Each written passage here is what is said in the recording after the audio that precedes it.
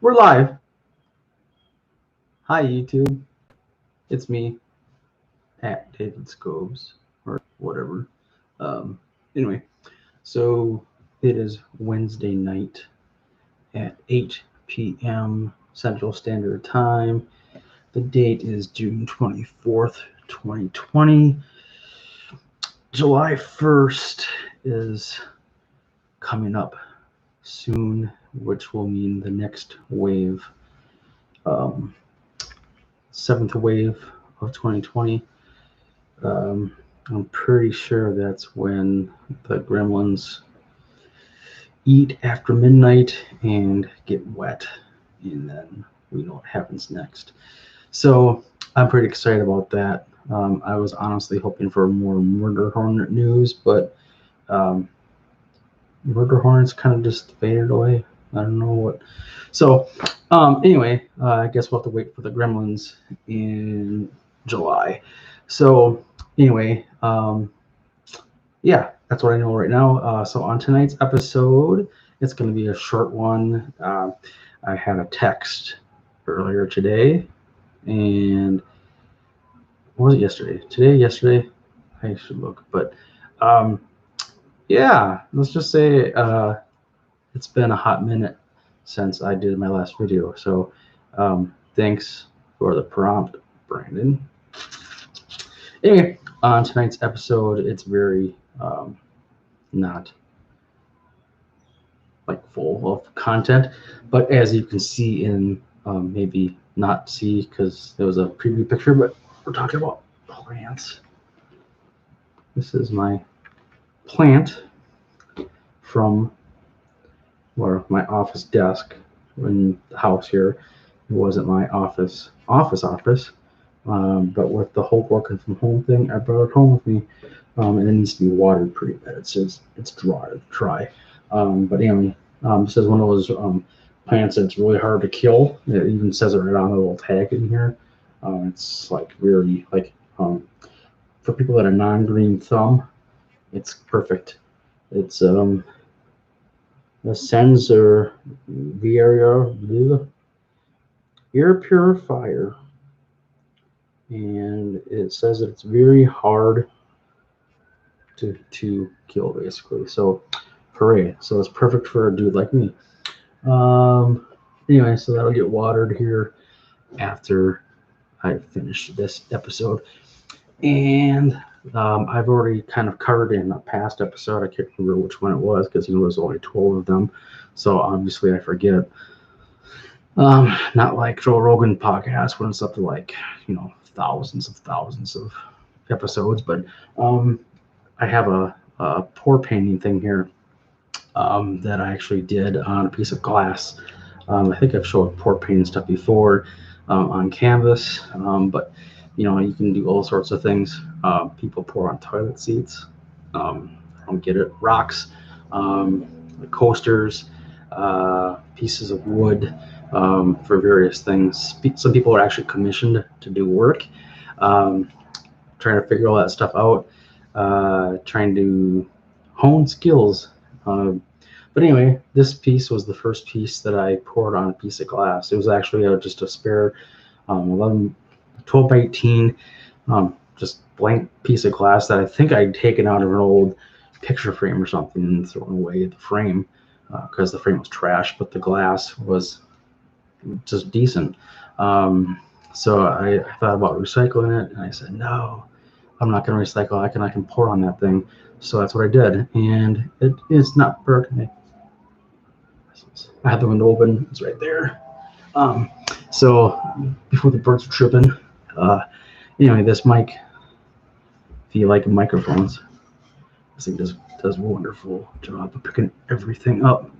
I can't record in the wintertime when the furnace is running because you hear the blower kick or when the air conditioning turns on. So it makes it kind of fun to record. So anyway, back to the pour painting. As you can tell, I'm very ADD, so it works out great. Yeah, the pour painting thing. So I had this frame, and I was like, I'm gonna pour on that thing, and what a lot of people do if they sell their stuff is, they put like a lacquer or an acrylic on it, and then sometimes people will frame it, frame the canvas, frame the wood just to give it more of like a studio quality appearance. So this one actually turned out okay. You know, it sits on the mantle over my fireplace usually, so kind of sitting on it and seeing if I can duplicate or make things better. So here it is. So you can see this is just a plastic frame. You can go to any place like on Michael's or whatever and buy these frames. This is a 12 by 18. You can get them for like $5, $6, something like that, up to $25, $30 a frame, depending on what you want it to look like. So I guess if you're really good at what you do and you want a nice fancy wooden frame, um, you can pay the money for it. But this is just like a snap-on plastic thing, so it's pretty convenient, and it comes with a glass. So what I did was I poured on this one on the glass that I already had, and took the other glass out, snapped this into place. So basically, it's kind of a rotating thing. So you can pour once, and then let it dry, let it cure, and then apply any sort of finishes you want to it, and then snap it back into the frame you just bought, and then pour the next one, and just keep cycling them through if you want. Otherwise, what I did on the last piece of glass, is I poured on it, and it didn't turn out at all. So that piece of glass is just a wash, and I'll probably use it as just a practice piece. But then future going forward, I can buy some more of these frames, and then hopefully by then be better at it. So anyway, the inaugural piece is right here. So if it doesn't pop out of the frame, so you can kind of see it a little bit, get a little closer. So it's just kind of go in the window there. Basically, it's 3 colors. It was you always usually use white. White on any surface will make the rest of the colors stand out. So in this, obviously the frame back here is black, so it kind of makes the rest of it pop. Typically people always use a white base mixed in with the rest when they're pouring, just to bring out, so you can see these pieces here that are accented. That way it just isn't whole dark color on canvas, or in this case glass. So it gives it a little extra on it. I don't know the fancy words, I'm not like this artist type. So but anyway, basically white, blue, and green, that's all it's in this. And then so obviously you use some mediums like Floetrol, which is basically a lot of professional painters use it actually on your house.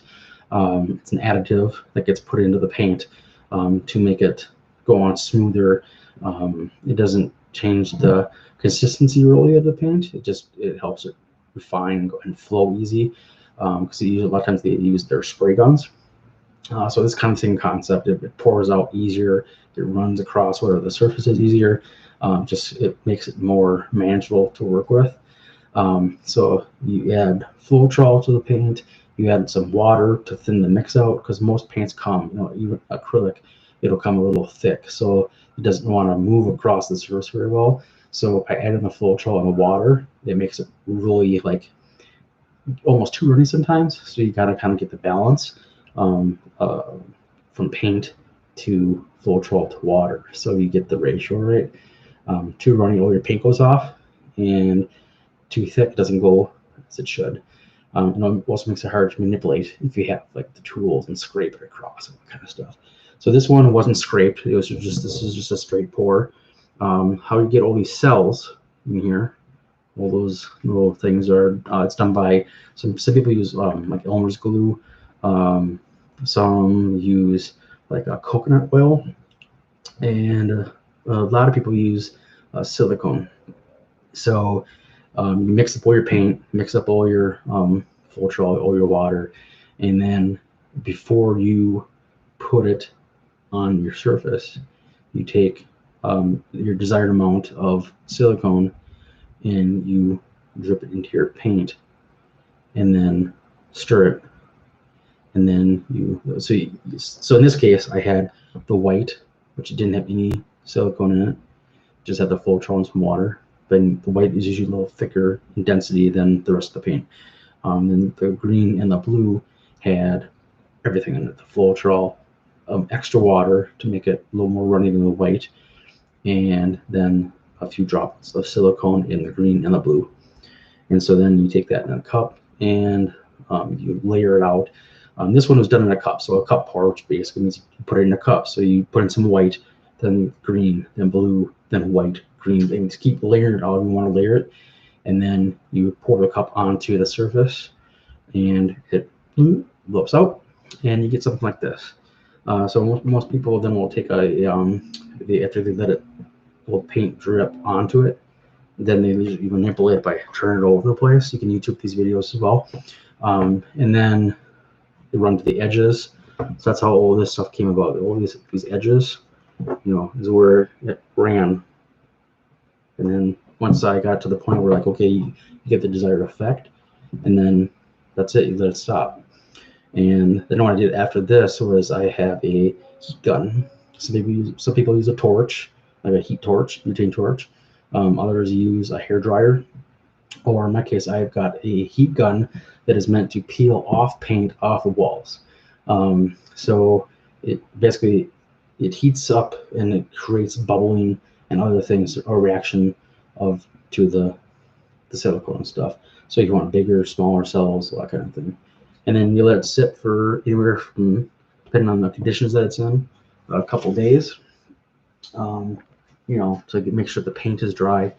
And then a lot of people will apply an acrylic over the top of that paint, just so that the paint doesn't crack and chip and peel off. And then, of course, if it takes anywhere from a day or whatever for the acrylic to dry. And then the hope is that someone pays you money for these things. So that's the long and short of that piece. I've had that now for a little while, a few months.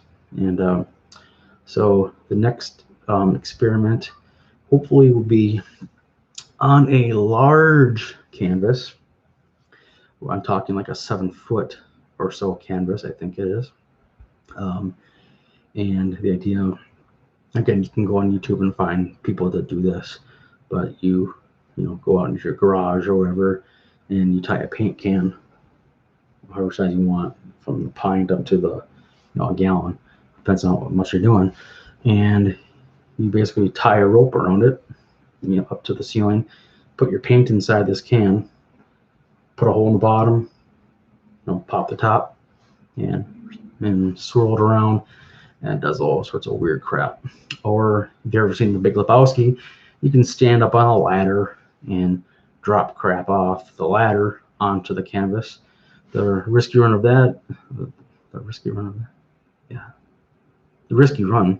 is if you're pouring from so high that you could potentially crease and dent the canvas. So I haven't quite experimented with that yet, but maybe one day that'll be a future endeavor. So other than that, that's all I've got for tonight. If you have a question